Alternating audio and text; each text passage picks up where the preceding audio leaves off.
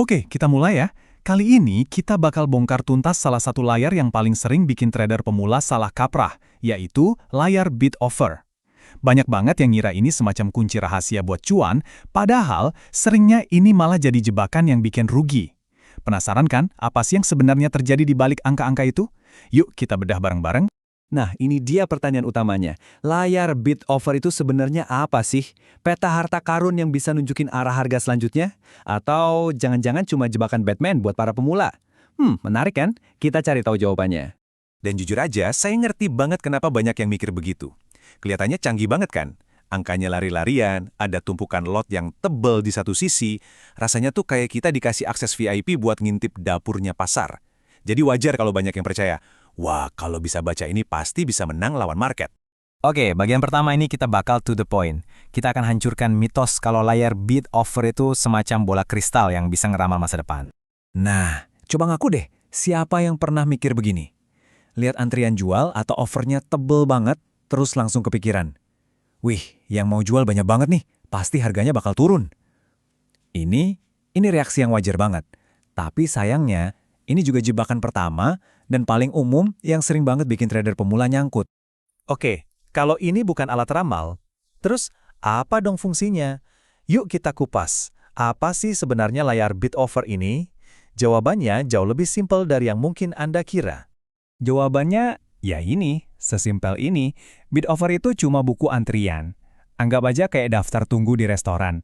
Isinya cuma daftar orang yang pengen beli atau pengen jual. Kata kuncinya di sini adalah pengen atau niat. Ini bukan jaminan kalau transaksinya bakal kejadian.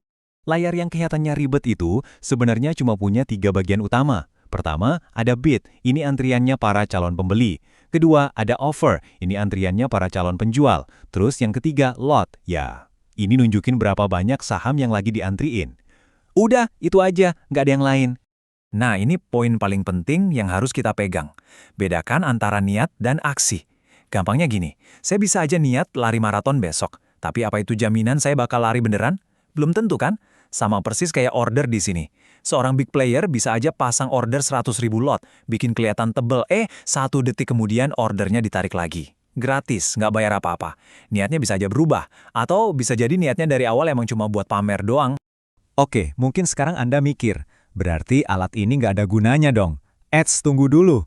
Bukannya nggak berguna sama sekali. Tapi kuncinya, ini adalah alat yang sangat spesialis. Nah, mari kita lihat, siapa sih yang sebenarnya butuh alat ini dan kenapa kemungkinan besar itu bukan kita. Coba kita bandingin ya. Buat seorang scalper, ini trader yang transaksinya super cepat, hitungan detik atau menit buat untung tipis-tipis, melihat antrian ini penting banget buat mastiin barangnya ada dan bisa keluar masuk dengan cepat. Tapi, buat kita yang mungkin swing trader atau investor, yang mainnya harian, mingguan, bahkan bulanan, informasi sedetail ini tuh jatuhnya cuma jadi noise alias gangguan. Cuma bikin pusing. Analogi ini pas banget buat ngegambarin masalahnya. Kalau kita coba lihat tren besar pasar pakai bid offer, itu ibarat kita mau lihat peta kota tapi pakainya mikroskop. Apa yang kelihatan? Ya bukan jalan rayanya, bukan gedungnya, tapi malah kerikil di aspal. Hasilnya, kita bukan cuma nggak tahu arah, tapi malah bisa tersesat. Nah, sekarang kita masuk ke bagian paling dagingnya nih. Kenapa bid offer itu bukan cuma seringkali nggak relevan, tapi juga bisa jadi sangat menyesatkan dan bahkan berbahaya. Terutama buat kita yang masih pemula. Oke, ini dia rahasia dapurnya. Lot tebel yang kelihatannya serem itu bisa hilang dalam kedipan mata. Order itu bisa aja palsu, sengaja dipasang buat nakut-nakutin kita biar jual, atau malah mancing kita biar beli. Atau order gede itu cuma buat ganjel harga biar nggak naik atau turun, tapi sebenarnya nggak niat dieksekusi. Dan yang paling parah, transaksi super besar dari para institusi itu seringnya nggak lewat sini. Mereka punya jalan tol sendiri yang nggak kelihatan di layar kita. Jadi ingat ini baik-baik ya. Transaksi yang benar-benar penting, yang bisa ngegerakin pasar, itu seringnya justru yang nggak kelihatan di layar. Terus, apa akibatnya kalau kita terpaku sama layar ini? Ini nih, ringkasannya. Ini tuh resep komplit menuju bencana buat akun trading kita.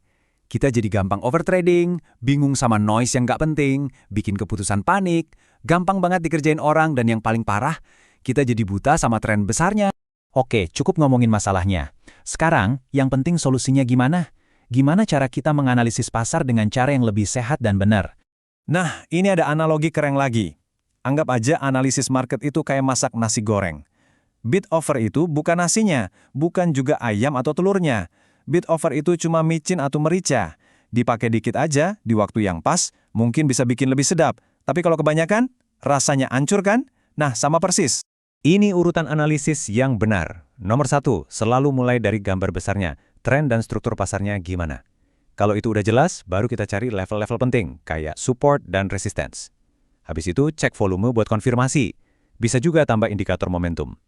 Nah, kalau semua itu udah beres, baru deh sebagai langkah paling akhir, dan ini sifatnya opsional, kita boleh ngelirik bid offer sebentar. Urutannya jangan pernah dibalik. Soalnya, kalau urutannya kita balik, kalau kita mulai dari bid offer, kita itu sebenarnya bukan lagi trading. Kita cuma jadi penonton orang ngantri. Dan nontonin orang ngantri, ya nggak bakal bikin kita cuan konsisten. Nah, ini biar lebih jelas prioritasnya. Energi kita sebagai trader pemula itu harusnya fokus kemana? Ya ke sini, pahami struktur pasar dan kelola risiko. Dua hal ini pentingnya tinggi banget. Terus, jago baca lot bid offer. Penting sih, tapi levelnya rendah banget. Ini bukan soal kerja keras mantengin layar, tapi soal kerja cerdas. Fokus ke hal yang beneran penting. Jadi, sebagai penutup, coba renungkan ini deh. Anda bisa aja jadi orang paling jago sedunia dalam membaca bid offer. Tapi tahu nggak, pasar nggak peduli sama sekali. Pada akhirnya, yang menentukan kita bisa bertahan dan sukses dalam jangka panjang itu bukan seberapa canggih alat kita, tapi seberapa disiplin kita sama rencana dan manajemen risiko kita sendiri. Nah, pertanyaannya sekarang, sudahkah kita disiplin?